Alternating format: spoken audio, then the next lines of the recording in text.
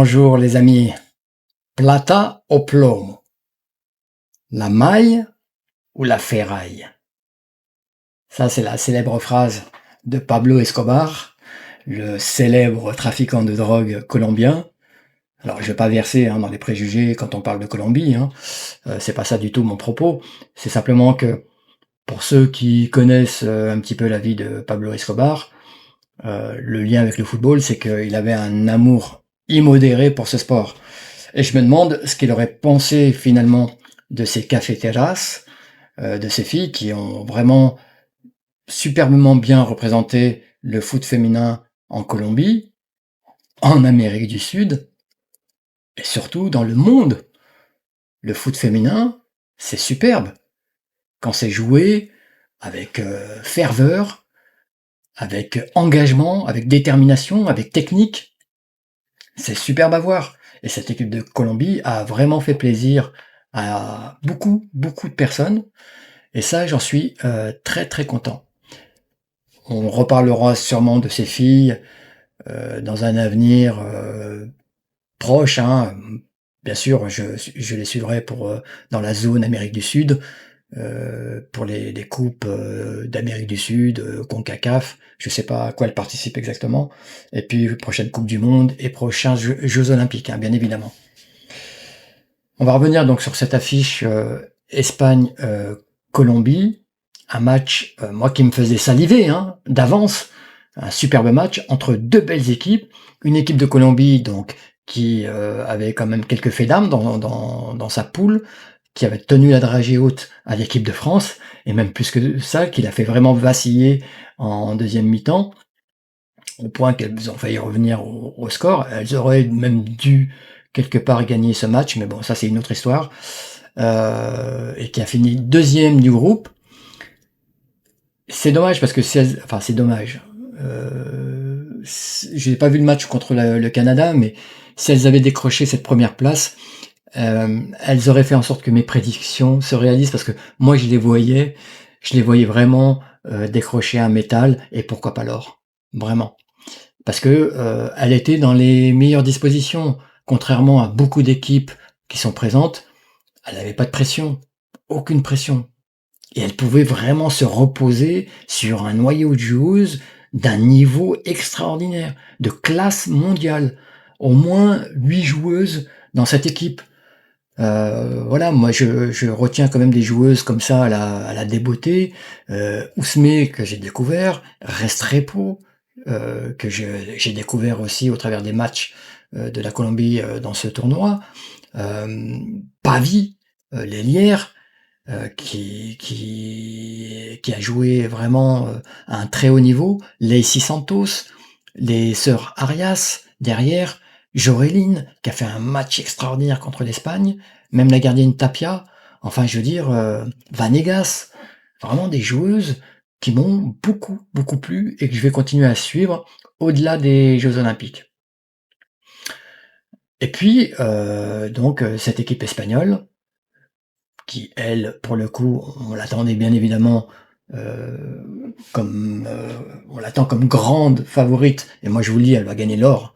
Il n'y a pas d'équipe qui soit à son niveau, ça c'est sûr.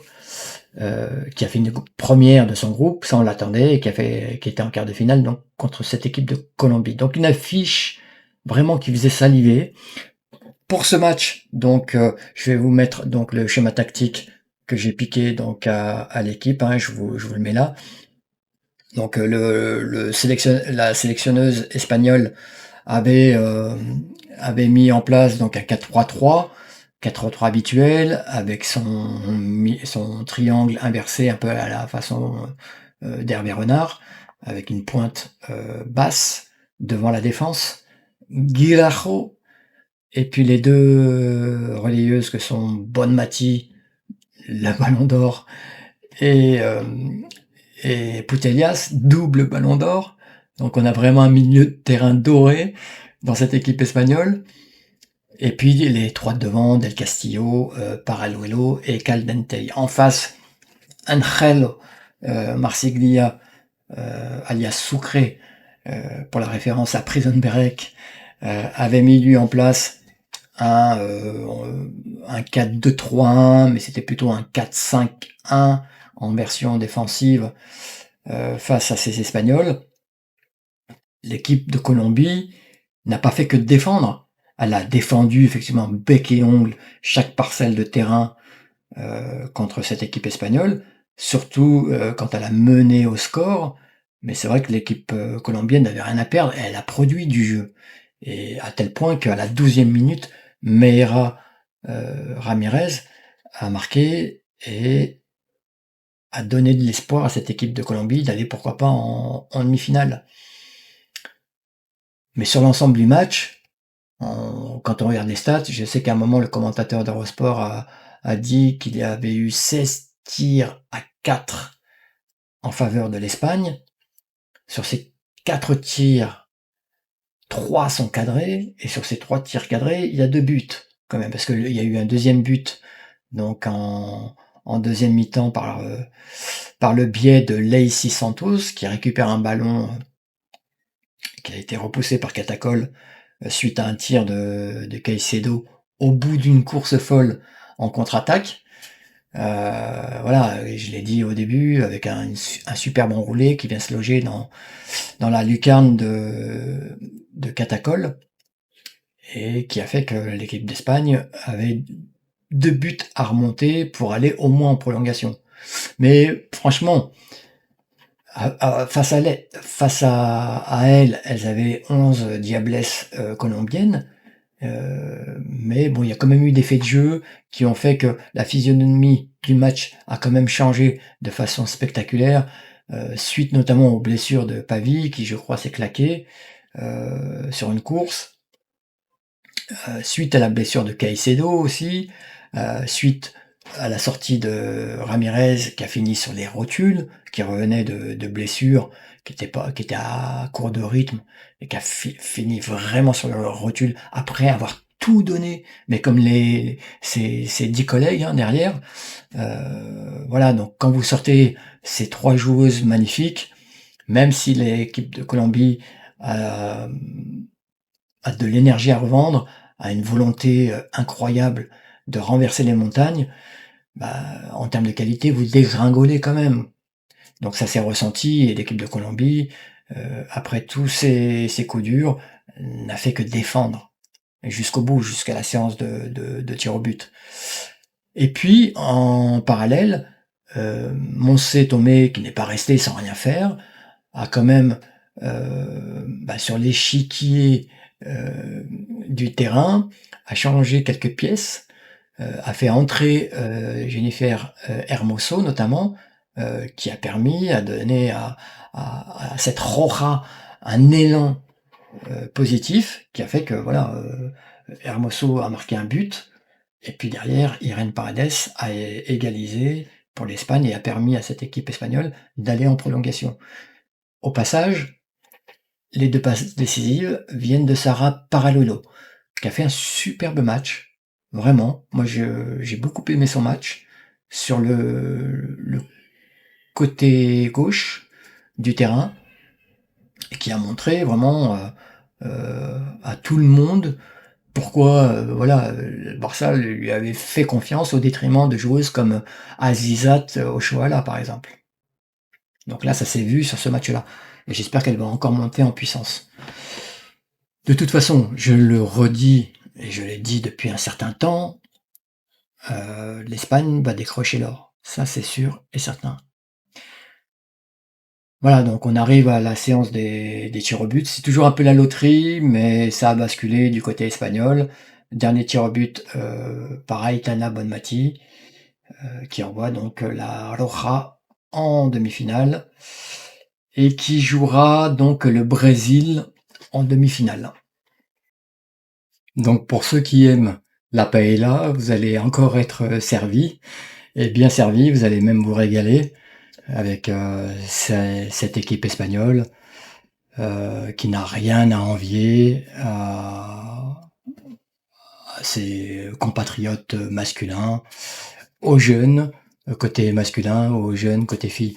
Mais là, l'Espagne, quand même, vit sa meilleure vie, si je puis dire, au niveau historique, au niveau du foot, puisque elle est en passe quand même de faire le grand chelem sur cette période estivale.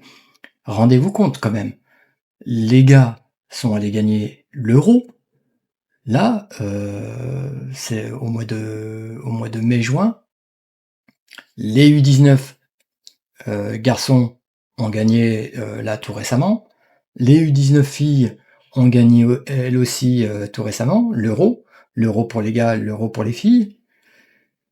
Les filles donc sont en demi-finale et vont aller chercher l'or. Ce qui est voilà, c'est cousu de fil blanc et je vous le dis, elles vont encore une fois gagner.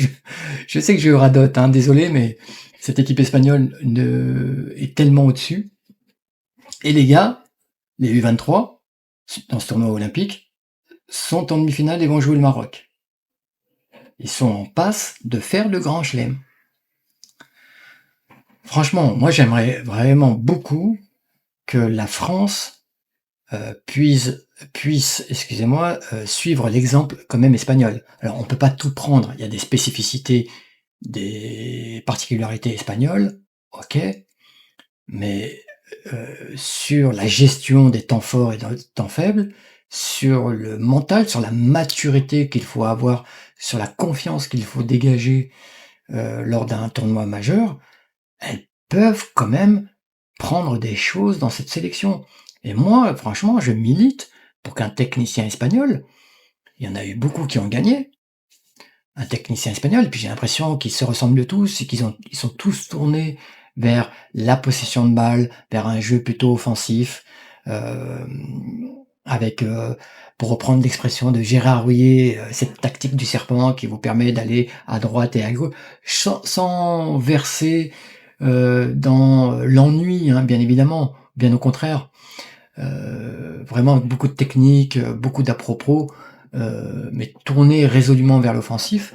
Moi, je milite pour qu'un technicien espagnol reprenne l'équipe de France féminine, puisqu'on parle de l'équipe de France féminine, et que ce technicien instille donc de la confiance, un plan de jeu bien établi à nos bleus pour enfin aller décrocher quelque chose.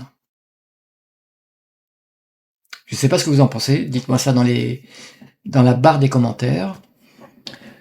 Je vais vous remercier vivement, notamment pour les quelques abonnés de ma chaîne qui me suivent. Pour ceux qui sont là et qui ne sont pas encore abonnés, bah faites-le. Commentez la vidéo, likez, dislikez, jouez les empereurs romains avec le pouce, hein, en haut ou en bas, comme vous voulez. Partagez le contenu, partagez la vidéo. Ça serait une toute petite action pour vous, mais une énorme action militante pour les filles qui en ont terriblement besoin. À très bientôt. Va va voum!